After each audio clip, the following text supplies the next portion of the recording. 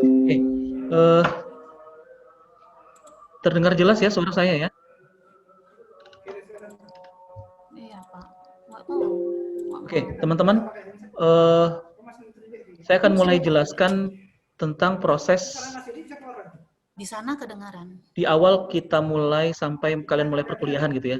Tadi malam di grup saya periksa sampai saya harus kunci kunci chat room-nya karena di grup itu banyak sekali yang bicara dan bertanya kenapa kok nggak bisa masuk siakat dan segala macam ya. Jadi saya jelaskan dulu dari awal.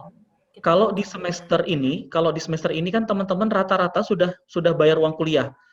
Jadi prosesnya tuh langsung loncat, nanti tinggal ke siakat gitu ya. Saya akan coba jelaskan dulu bagaimana caranya supaya kalian bisa masuk ke siakat untuk tahap berikutnya ya. Kalau yang sekarang kan karena sudah selesai pembayaran, sudah langsung masuk ke siakat. Nah, nanti di setiap semesternya, semester apakah itu ganjil atau semester genap, eh, untuk bisa masuk ke siakat, teman-teman sudah harus pastikan bahwa kalian sudah membayar uang kuliah, ya. Kalau kalian sudah bayar uang kuliah, tanda bukti, tanda bukti pembayaran uang kuliah itu kalian serahkan ke BAU, ya. BAU itu di mana? BAU itu di tempat teman-teman ambil baju dan jaket alma mater kemarin, tapi bukan di bagian bajunya, karena itu ruang wakil rektor. Di depannya, ketika kalian masuk itu, di sebelah kanan ada meja itu, ada bapak yang duduk di situ, tanda bukti, pastikan bahwa setiap kali kalian membayar, kalian pastikan bahwa kalian punya backup, karena yang putih itu dikumpulkan, sehingga yang teman-teman pegang itu adalah yang warna pink, ya. Slip banknya yang kalian pegang adalah warna pink. Dan biasanya slip bank yang warna pink itu tulisannya tidak jelas, ya, tidak tertulis dengan jelas atau tidak nampak dengan jelas. Jadi pastikan bahwa setiap kali teman-teman melakukan pembayaran, buat backupnya dulu, ya, di copy dulu supaya kalian punya yang putihnya. Karena yang putihnya harus teman-teman serahkan ke BAU. Jadi di sana ada paku, silakan tancapkan di sana. Nanti apakah hari itu atau beberapa hari kemudian biasanya teman-teman akan dapat tanda bukti. Tanda bukti surat keterangan lunas, ya. Surat keterangan lunas. Surat itulah nanti yang dibawa ke prodi. Oke. Surat itulah yang nanti dibawa ke prodi untuk teman-teman bisa masuk ke dalam siakat, karena setelah tunjukkan tanda buktinya, saya akan bukakan akun teman-teman yang di siakatnya supaya teman-teman bisa masuk, ya. Ada yang bertanya, langsung saya jawab sekalian ya. Bagaimana dengan yang transfer? Kalau yang di luar Samarinda, kalau yang di dalam Samarinda, saya sarankan tetap melakukan pembayaran melalui bank dan slipnya diantar ke kampus karena kan dekat. Tapi yang di luar dari Samarinda yang tidak memungkinkan datang ke kampus, eh, lewat bank berarti nanti tinggal difoto, tinggal difoto untuk dikirim ke saya tanda bukti bahwa sudah membayar. Nanti tinggal saya bukakan. Tapi kan itu kondisinya ketika kita sekarang pandemi. Kalau tidak pandemi, tidak dibenarkan melakukan pembayaran via transfer, ya.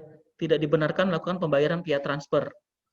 Jadi nanti untuk yang berikutnya, teman-teman bisa gini, kalau pembayaran biasa dilakukan di kampung, ketika di kampus, slipnya diambil, slip pembayarannya diambil, gitu. Di stok lah, di stok. Setiap bulan stok satu, jadi begitu pulang kampung mau bayar, tinggal isi, bayar di bank, itu udah diterima. Ya, jadi hindarkan sebenarnya yang via transfer, tapi dengan kondisi sekarang mau tidak mau. Oke, sampai di tahap ini prosesnya benar, ya, seperti yang teman-teman kemarin udah untuk bisa bisa bisa masuk kuliah, bayar kuliah dulu, ya, sudah dilakukan, dan kemarin disuruh Pak Asep untuk masuk ke sistem siakat. Nah, banyak yang bertanya, saya awalnya bingung karena saya tidak tahu kalau teman-teman disuruh masuk ke dalam sistem siakat, ya.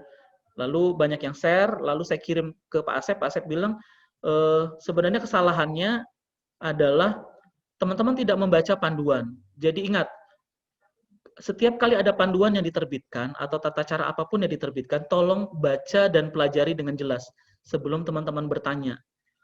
Karena kalau menjawab satu pertanyaan saja mungkin lebih gampang, tapi bayangkan Kalau semua tidak membudayakan untuk membaca terlebih dahulu, mempelajari terlebih dahulu, begitu dia trouble, langsung bertanya, gitu. Ternyata menurut Pak Asep, teman-teman harus masuk dengan menggunakan NPM, bukan menggunakan nama. Benar ya?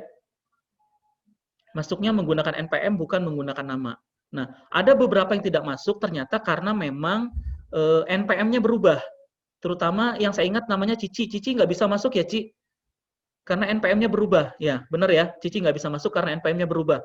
Nanti, setelah kegiatan hari ini, teman-teman akan saya bagi menjadi 2 kelas. Kemarin sudah kita data, yang terlambat dan segala macam, harus terima dapat di kelas mana, ya. Yang sudah ngirim tapi ternyata terlambat dari urutannya juga harus terima bahwa oh saya dapatnya di kelas B, oh saya dapatnya di kelas A, ya. Oke. Nah, nanti saya share kembali, teman-teman bisa lihat NPM-nya, terus penulisan namanya. Jadi ketika nanti masuk ke Siakat, termasuk nanti ada tanggal lahir dan segala macam di situ. Kalau ada yang salah cepat laporkan sehingga sebelum data jadi dan dikirim ke pusat tidak ada kesalahan di data kalian, ya. Nanti selesai acara sore ini, acara kita hari ini, nanti akan dibagi grup kelas, akan dibagi jadwal kelas, dan akan dibagi absensi kelasnya. Jadi tahu, oh saya masuk kelas A, saya masuk kelas B, ya. Oke, kita lanjut. Nanti setelah kalian punya tanda bukti, kalian tinggal tunjukkan ke saya. Yang berada jauh dari Samarinda bisa difoto, ya. Tapi kalau untuk di tahap awal ini, karena saya bilang tadi kalian sudah loncat tahapannya, semua tuh bisa masuk ke Siakat. Cuman saya belum tahu apakah nama kalian sudah terekam secara penuh ke Siakat atau belum, apakah ada yang masih belum termasuk atau apa segala macam. Tapi setelah ini nanti coba saja untuk masuk menggunakan akun yang ada, ya. Tapi ya itu tadi, baca dulu buku panduannya, bagaimana tata cara masuk dan segala macam, ya.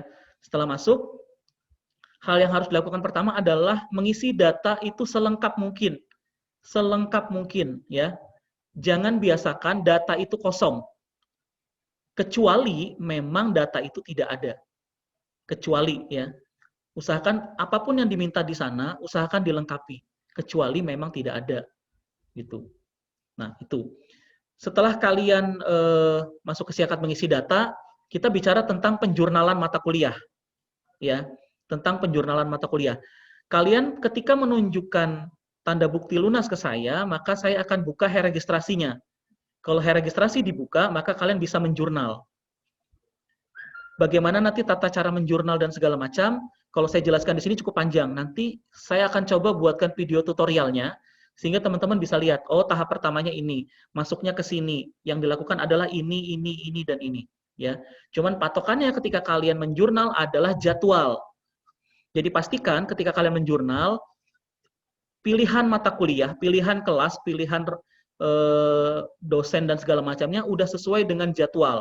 Ya, nanti akan di-share juga jadwal mata kuliah kalian untuk semester ini. Ya, itu. Setelah menjurnal, kalian mesti lapor lagi untuk bisa mencetak. Karena sistem kita tidak otomatis bisa menjurnal, bisa mencetak.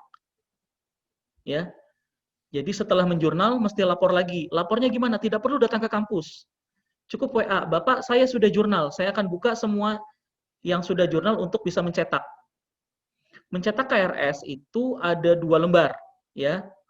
Gunakan kertas HPS yang satu warna putih, HPS A4 ya, A4, yang satu warna putih dan yang satu warna kuning. Tadi di chat berjalan saya sempat melihat ada yang bertanya, perlukah KRS ditanda tangan? Wajib, bukan masalah perlu, tapi wajib. KRS wajib ditanda tangan. Siapa yang tanda tangan di KRS? Satu adalah kalian sendiri. Kedua adalah dosen pembimbing kalian. Nanti akan dibagi dosen pembimbingnya siapa, ya, atau dosen wali, dosen walinya siapa. Dan yang terakhir adalah tanda tangan dekan.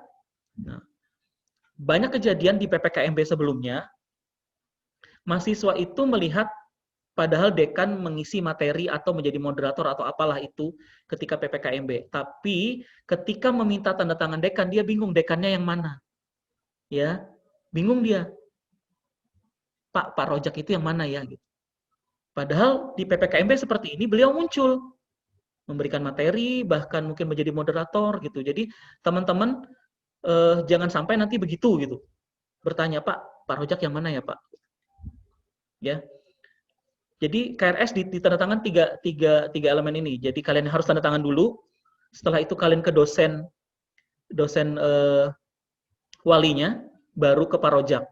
Jadi ada 2 lembar, satu berwarna putih dan satu berwarna kuning. Yang kuning itu dikembalikan ke prodi.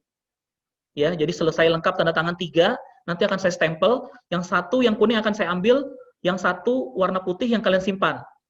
Nah, yang perlu saya tekankan bahwa semua berkas perkuliahan kalian siapkan satu file folder sendiri. Banyak kasus mahasiswa menganggap itu sepele. Nanti baru lapor, Pak, KRS saya hilang, KHS saya hilang, gitu. Ya. Jadi harus dibuat backup. Ada kopinya yang kalian simpan, ada aslinya yang kalian pegang. Gitu. Jangan sampai berkas ini hilang. Ya, karena semua berkas diperlukan. Termasuk slip pembayaran. Jadi berhati-hati. Kalau sudah membayar, secepatnya buat backup, secepatnya kembalikan tanda bukti pembayaran kalian yang putih itu ke kampus. Kalau hilang nanti jadi masalah. Ya, kalau Zoom kita terputus-putus, semua masalah jaringan ya. Jadi mohon dimaklumi. Nanti kita akan interaksi lebih lanjut, bisa lewat grup dan segala macam. Saya hanya memaparkan yang ada sekarang dulu, ya. Maka proses KRS-an selesai. Itu untuk tahapan KRS-an, ya. Tahapan KRS-an. Jadi prosesnya dimulai dari kalian membayar. Setelah itu menunjukkan tanda bukti lunas, lalu saya buka registrasinya, maka kalian bisa menjurnal. Setelah menjurnal, maka kalian mencetak. Setelah mencetak, maka prosesnya adalah mengurus tanda tangan. Ya, mengurus tanda tangan. Ingat, proses penjurnalan mata kuliah ada waktunya. Jangan sampai KRS ditutup, kalian belum jurnal. Itu bahaya. Karena percuma kuliahnya 1 semester, karena nilainya tidak bisa diinput. Berarti kalian akan mengulang. Oke, selama masa pandemi, proses tanda tangan kita hentikan dulu. Yang penting kalian wajib menjurnal dan mencetak sebagai tanda bukti bahwa kalian ikut kuliah. Kalau itu tidak dilaksanakan, maka tidak terekap bahwa kalian mengambil mata kuliah. Ya. Lalu tanda tangannya kapan? Tanda tangannya nanti ketika pandemi ini selesai, kita sudah kuliah normal, teman-teman sudah masuk kuliah ke kampus, baru gitu. Baru diproses tanda tangannya. Ya. Oke, untuk KRS saya rasa sudah paham ya untuk KRS-an. Oke, yang kedua itu mengenai KHS-an. Jadi setelah kita kuliah KRS-an, lalu nanti ada semesteran, maka akan keluar KHS. Nah, KHS ini yang harus kalian perhatikan adalah 1. Sebelum KHS terbit, kami dari prodi biasanya akan memunculkan nilai kolektif masing-masing mahasiswa.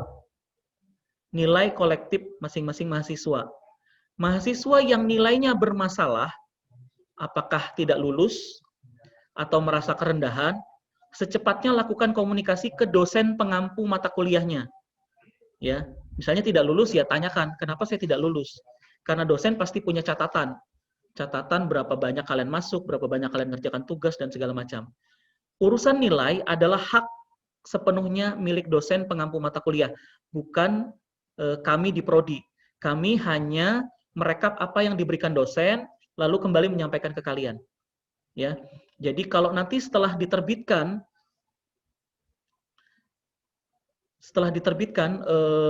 KHS, sebelum diterbitkan KHS, kami akan terbitkan dulu nilai kolektifnya. Jadi kalau ada bermasalah cepat diurus sebelum KHS-nya terbit, ya. Nanti setelah KHS terbit, maka KHS akan kita bagi ke teman-teman. Saat ini sistem kita di Siakat tidak bisa membackup KHS 100% karena sistemnya sampai saat ini belum pernah diuji coba. Apakah nilai yang ada masuk di sistem itu bisa valid atau tidak? Jadi untuk KHS masih diproses di prodi, ya, bukan yang ada di sistem. Bukan yang ada di sistem, karena banyak kadang bertanya, Pak kok nilainya beda? Ya itu tadi, karena terkadang di siakatnya itu ada sedikit trouble, sehingga dia tidak merekap dengan baik. Ya, oke. Nanti untuk urusan KHS dan KRS semua berurusan dengan saya. KHS dan KRS semua berurusan dengan saya. Tapi untuk urusan surat menyurat, nanti teman-teman akan bertemu dengan Pak Pri. Pak Pri yang mana? Pak Pri yang tadi ditampilkan, Pak Supriyanto AS. Ya. Jadi urusan surat menyurat dengan beliau. Oke, untuk surat menyurat, apapun itu, apakah aktif kuliah, apakah surat beasiswa, atau surat apapun yang sifatnya meminta ke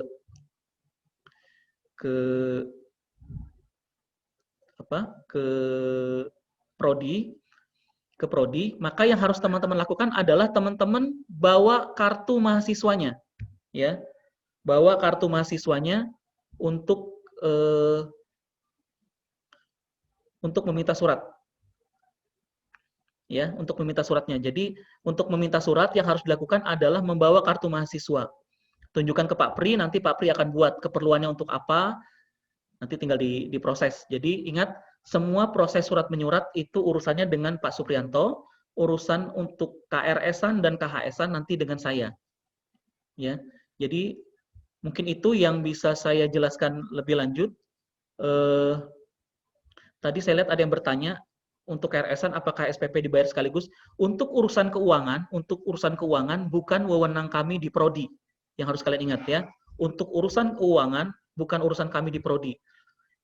Kami hanya bagian administrasi untuk perkuliahannya. Jadi karena syaratnya untuk KRS-an itu harus punya bukti lunas, maka selama tidak bisa menunjukkan bukti lunas, maka kalian tidak bisa KRS-an. Ya. Oke, mungkin itu sekilas dari saya. Nanti lebih lanjutnya kita interaksi di WA karena waktu kita terbatas, ya. Silahkan pertanyaan-pertanyaan yang masih kalian bingungkan, apakah nanti mengenai proses perkuliahan, apakah mengenai proses KRS-an, KHS-an dan surat menyurat, boleh nanti via WA. Apakah nanti juga kita di prodi membuat karena saat ini pandemi, di prodi pun tidak masuknya tidak bersamaan karena kita juga terbagi piket. Nanti kalian tahu hari apa siapa yang piket di prodi. Apakah nanti kita buat grup Zoom meeting seperti ini lagi yang langsung bisa interaksi pada saat sore ya ke teman-teman. Oke, sebelum kita menutup yang hari ini, saya akan kembalikan ke Pak Rojak dulu. Mungkin ada hal-hal yang akan disampaikan Pak Rojak